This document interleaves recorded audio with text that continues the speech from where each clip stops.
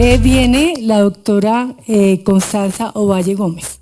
Ella es odontóloga de la Universidad del Bosque, especialista en docencia universitaria y filosofía de las ciencias, Universidad del Bosque, especialista y magíster en bioética, Universidad del Bosque, doctora en ciencias sociales de la Universidad de Manizales, profesora investigadora del Departamento de Bioética de la Universidad del Bosque.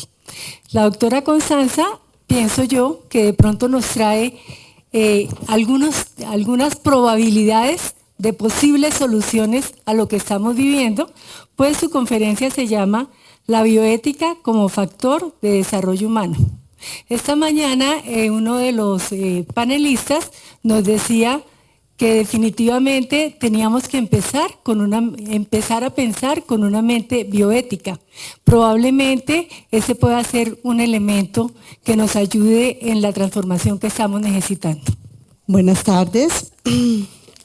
Bien, quedé un poco conmovida con la presentación del profesor Pedro Medellín. Tengo que, además de felicitarlo, contarles y compartir que ha regresado al programa en este semestre. Tenemos una línea de políticas públicas y ya se darán cuenta cuál es la perspectiva que él está inaugurando.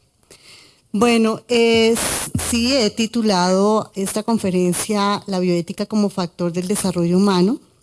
En algún momento, cuando hice el doctorado en ciencias sociales, me encontré con la perspectiva de desarrollo humano y allí hice como una reflexión sobre cuál podría ser la participación en la toma de decisiones. Y en ese primer momento concluí que si la bioética tenía un papel era poder ayudar a las personas a provocar a una sociedad para replantear los derechos.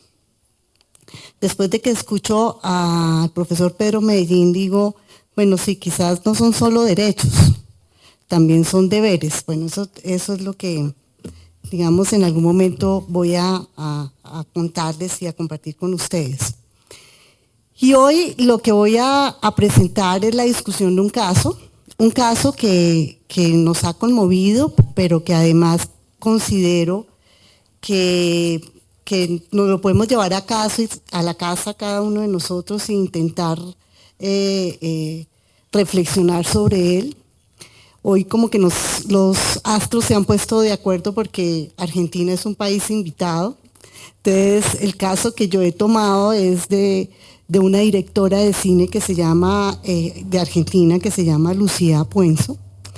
Entonces, bueno, más adelante lo iremos contando.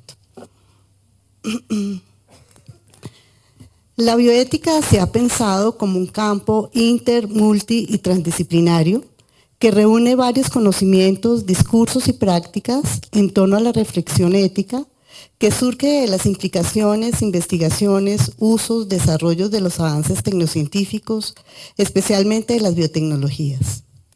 Algunos de sus mayores logros ha sido el de contribuir en la constitución de nuevas ciudadanías en relación con los nuevos diagnósticos y posibilidades terapéuticas, al mejoramiento de la salud y de la investigación clínica. En las últimas décadas, las preocupaciones de la bioética se extienden a los aspectos sociales de índole económico, político y cultural. Son de su interés aspectos sobre la distribución de la riqueza, el progreso científico y tecnológico, las condiciones de desarrollo, de bienestar de los vivientes humanos y no humanos.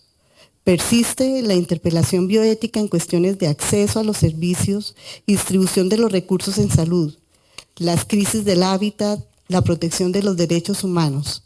Se plantean desafíos éticos en las sociedades contemporáneas. En otras palabras, cito a Solinís, es en la práctica social donde se pueden plantear los dilemas más fértiles, enfrentando factores de orden económico, político y cultural. La complejidad actual presenta riesgos que piden la interacción de múltiples perspectivas de diferentes actores.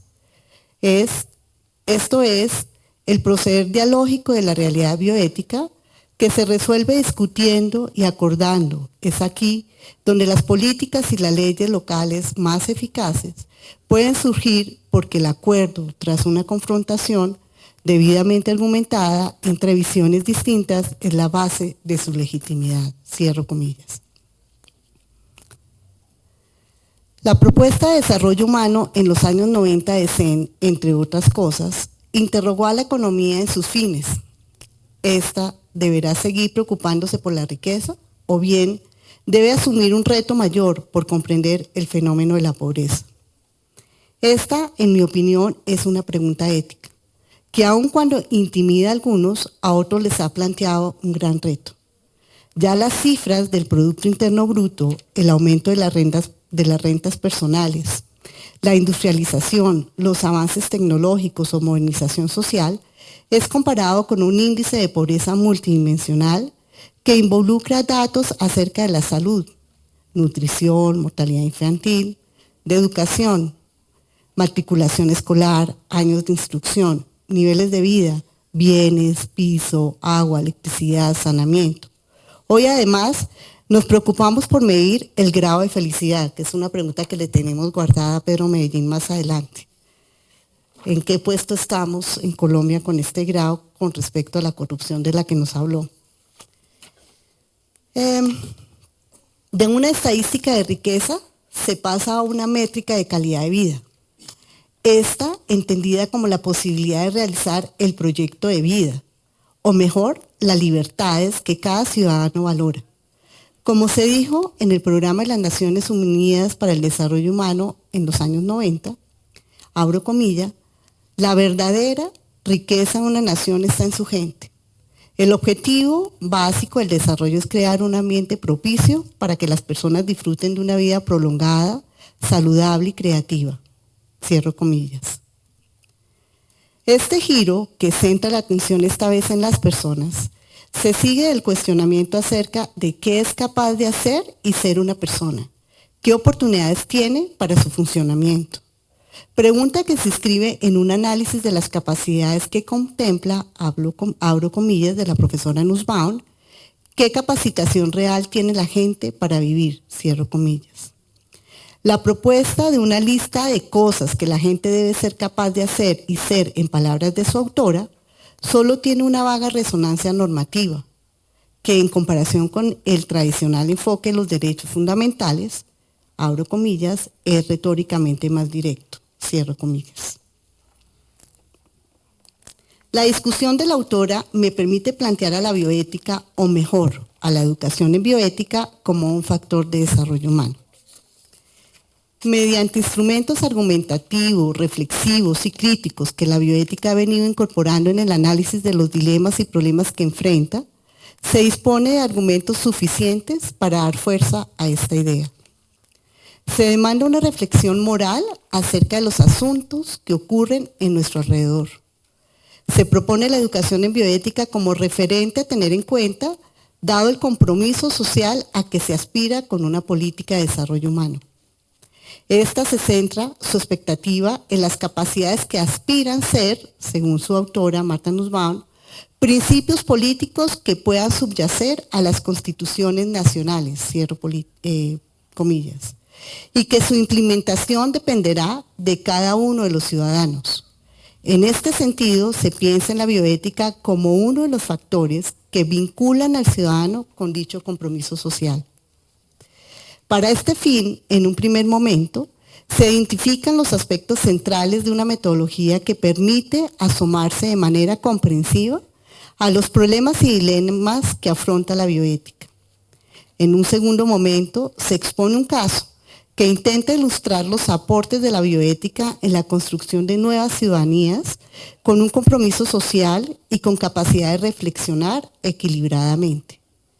Finalmente, se conduce con el análisis deliberativo que propongo, que el gran valor de la educación en bioética estará en despertar aquel discurso teórico y práctico que puede orientar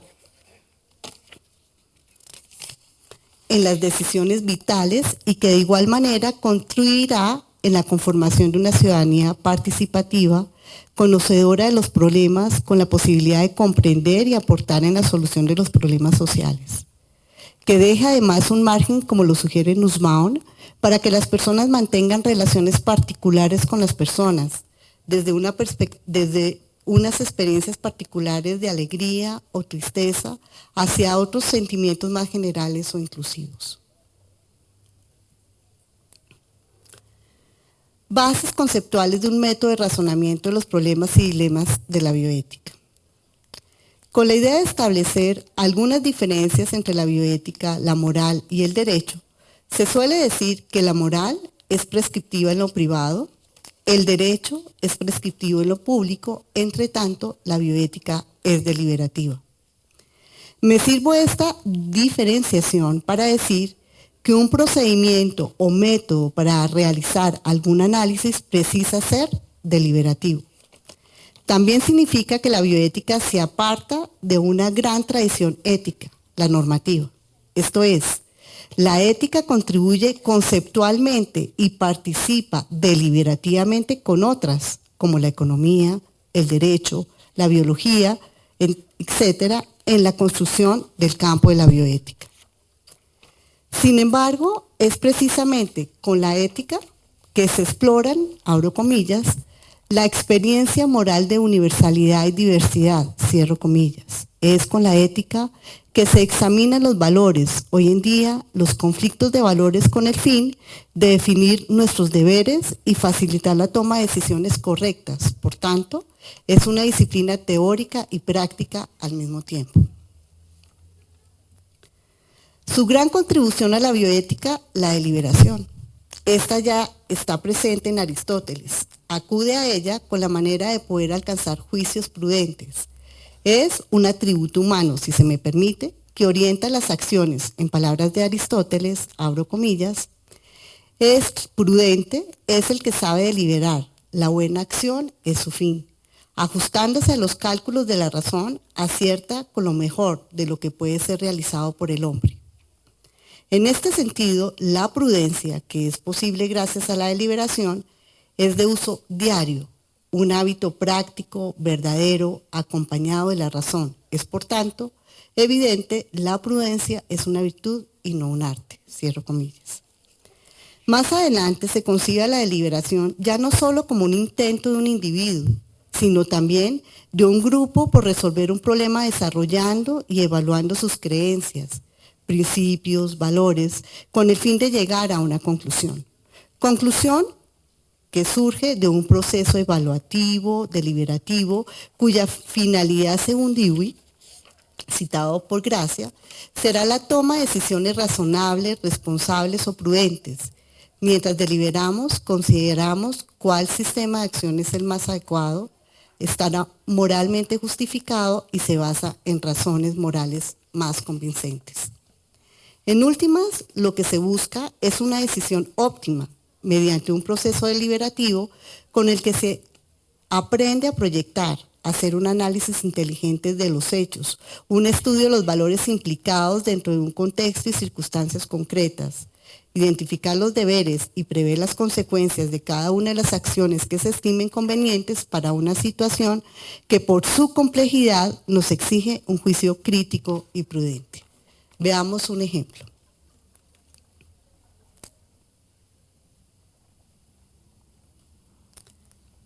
Esta es la película de la cual les he narrado al comienzo de la presentación, XXY. Para el que no la ha visto, se la recomiendo, para de pronto poder dialogar con él y tener un intercambio, en ese intercambio deliberativo del que estamos hablando. Alex es un adolescente hermafrodita.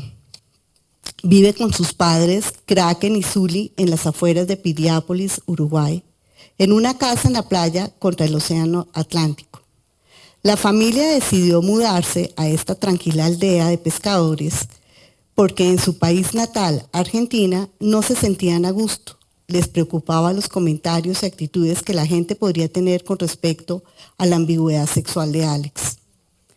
Desde hace algún tiempo, Alex toma corticoides para controlar los rasgos masculinos y permitir que florezcan los femeninos. A la madre le urge la definición sexual femenina de Alex. Sin embargo, el padre y Alex no están tan seguros de la necesidad de esta definición. Kraken, biólogo marino, Tiene la información que le brinda su profesión respecto a la sexualidad en seres vivos. Sabe que en los organismos la reproducción asexual es más usual que la sexual, que existen numerosos ejemplos de hermafroditismo en el reino animal, que este término en biología y zoología denomina a los organismos que poseen órganos reproductivos asociados a ambos sexos. Por esta razón considera que en Alex se manifiesta un rasgo de la naturaleza que se repite en variadas ocasiones. Sin embargo, es consciente del sufrimiento en Alex y de su familia en razón a actitudes hostiles y posibles agresiones por parte de quienes ven una anomalía en Alex, dada su condición de indefinición sexual en algunos de los parámetros establecidos, macho, hembra. La preocupación de la madre se centra en la idea de que existe una anomalía biológica en Alex. Tiene miedo de que en Alex se desarrollen ampliamente los rasgos masculinos sobre los femeninos. Hasta este momento se ha criado a Alex como niña. Considera beneficioso definir el sexo biológico de Alex mediante la toma de corticoides. Ve con esperanza la opción de una cirugía. Para este fin pide ayuda a Ramiro, cirujano plástico, esposo de Erika, amiga de la infancia. Entre tanto, Alex explora su identidad sexual, que involucra aspectos psicosociales y culturales, además de sus rasgos corporales que son ambiguos. Aparecen serias dudas en continuar con la toma de corticoides. Lo suspende sin comunicárselo a sus padres.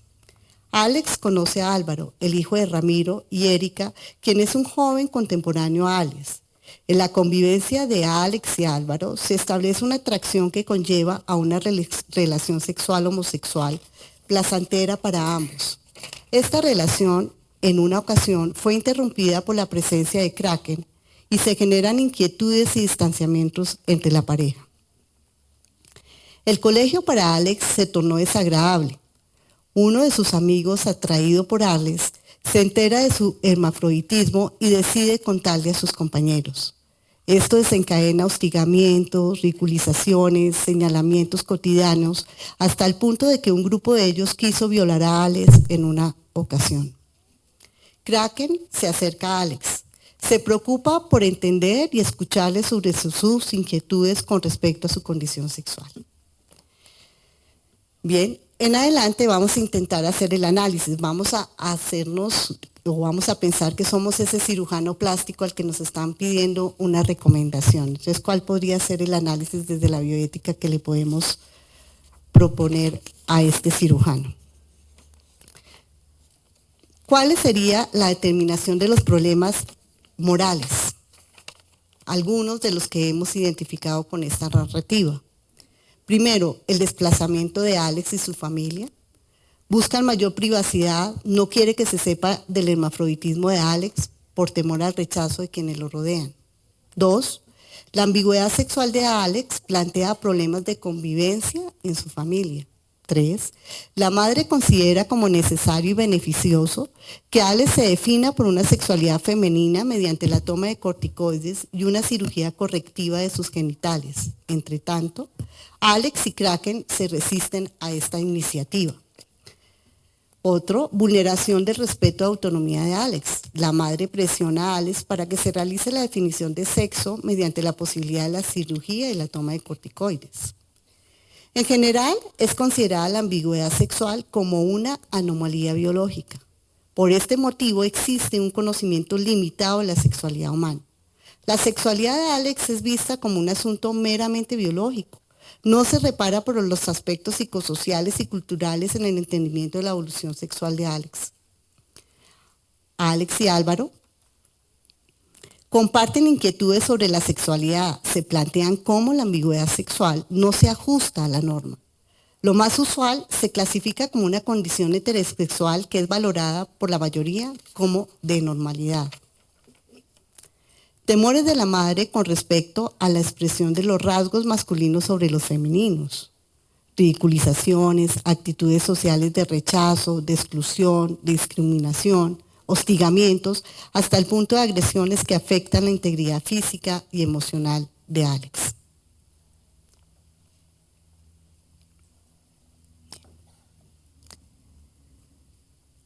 ¿Cuál puede ser la determinación del problema principal? Yo lo he resumido así.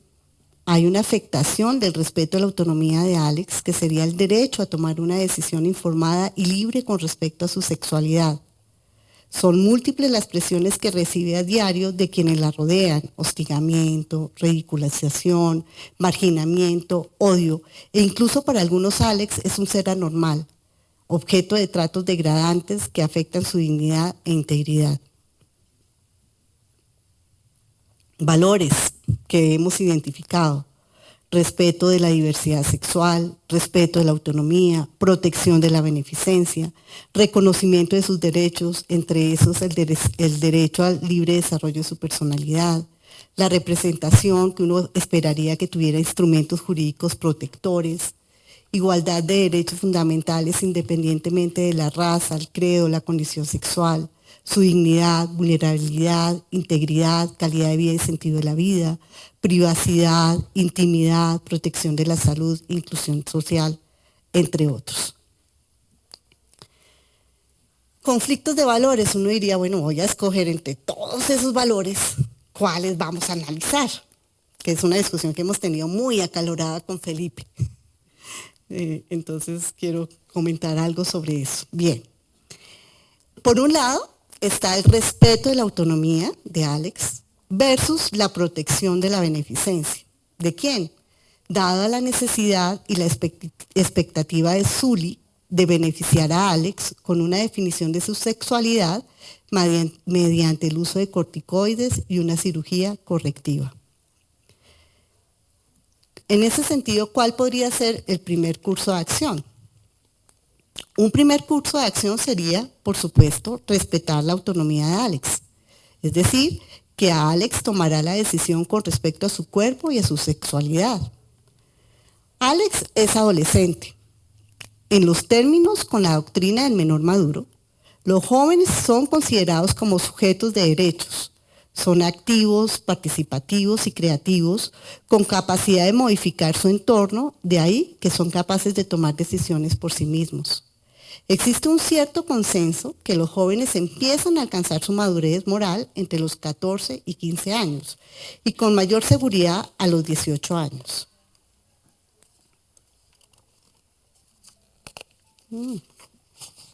Es preciso comprender que los menores pueden ir ejerciendo de manera progresiva sus derechos. Se plantea que a partir de los 12 años pueden acceder a un pensamiento abstracto, pueden valorar varias opciones a la vez y evaluar sus implicaciones. En este curso, nuestro deber será estimar la capacidad que tiene Alex de disfrutar de sus derechos, entre ellos a la intimidad espiritual, corporal o sexual, a su salud. Segundo curso de acción: la protección de la beneficencia.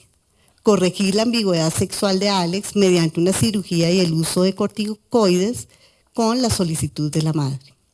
Con este curso de acción se protege el juicio sustitutivo de la madre frente al criterio de la autonomía de Alex. Nuestro deber será determinar el mejor interés para Alex, esto es, buscar el bienestar de Alex, luego de valorar los riesgos y los beneficios de cada una de las opciones posibles de tratamiento y sus alternativas. Abro comillas, teniendo en cuenta hechos tangibles como el dolor y sufrimiento y evaluando la posibilidad de que se produzca la recuperación o la pérdida de algunas funciones, cierro comillas. Así la madre actuará como sustituto una vez se justifique su solicitud en aras de un criterio de calidad de vida con el cual se pueda obtener el mayor beneficio para Alex con su decisión. Cuarto paso: comprobar la coherencia. Habría que verificar si optar por la decisión por sustitución no constituye una violación del derecho a la autonomía ni a una intervención paternalista. En relación con la posición de la madre, no es tan claro hasta qué punto ella se guía por un valor social que da a las personas que no suelen cumplir con los estándares de normalidad, valor que suele ser discriminatorio con aquellas personas que son una minoría. Incluso se señala cómo a las personas homosexuales les es difícil, abro comillas, gozar de los mismos derechos y del mismo tratamiento jurídico que los heterosexuales. Cito a Borricho. Para el cirujano a quien se le pide un concepto es prudente advertirle que si no puede ofrecer algún beneficio a Alex con su intervención como norma general, no existe obligación alguna de seguir las solicitudes de los sustitutos. Y finalmente, una cirugía definitiva puede ser una acción precipitada, con el agravante de tener consecuencias irreversibles, situaciones que impedirá que Alex reevalúe sus ideas con respecto a sus preferencias sexuales, dado que no existen acuerdos definitivos sobre la urgencia de la cirugía para la determinación del sexo, y la sociedad actual vive un periodo de indefinición, transición normativa y cultural en estos asuntos, estos casos suelen dificultar una decisión jurídica. Sin embargo, si estamos de acuerdo en que los hijos no son propiedad de los padres, abro comillas, alguna sentencia que voy a citar, la libertad de información amerita una protección constitucional preferente. En este sentido, será Alex de manera progresiva quien deberá tomar la decisión con respecto a una eventual definición sexual y contará con la protección de un Estado democrático para ello. Quinto paso, conclusión. Tomar una decisión sin tener en cuenta las apreciaciones personales y preferencias de Alex sería arbitrario. Se vulneran sus derechos fundamentales, entre los cuales sobresalen los derechos a su intimidad y dignidad. Por esta razón se concluye que los valores y preferencias de Alex son los que deberemos proteger. Sin embargo, Alex podría optar por tomar esta decisión en compañía con sus padres, pero esto dependerá del grado de confianza y comunicación que exista entre ellos. Es Alex quien experimenta y vive su ambigüedad genital, entre comillas. A manera de conclusión,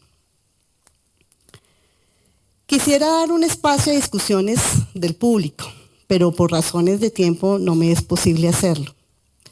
Como vimos, este fue un ejercicio deliberativo que en principio contó con la interlocución de dos profesores, Felipe y Jaime, pero que en realidad necesita de una discusión más amplia y de un verdadero proceso deliberativo, digo yo, en el que participemos muchos más, en lo posible personas que de viva voz nos cuenten experiencias en las que su sexualidad ha suscitado grandes dilemas para sí mismas, pero también dilemas en los que la bioética ha podido profundizar y que le plantean redefiniciones conceptuales a la ciencia, al derecho y por supuesto a la política. Muchas gracias.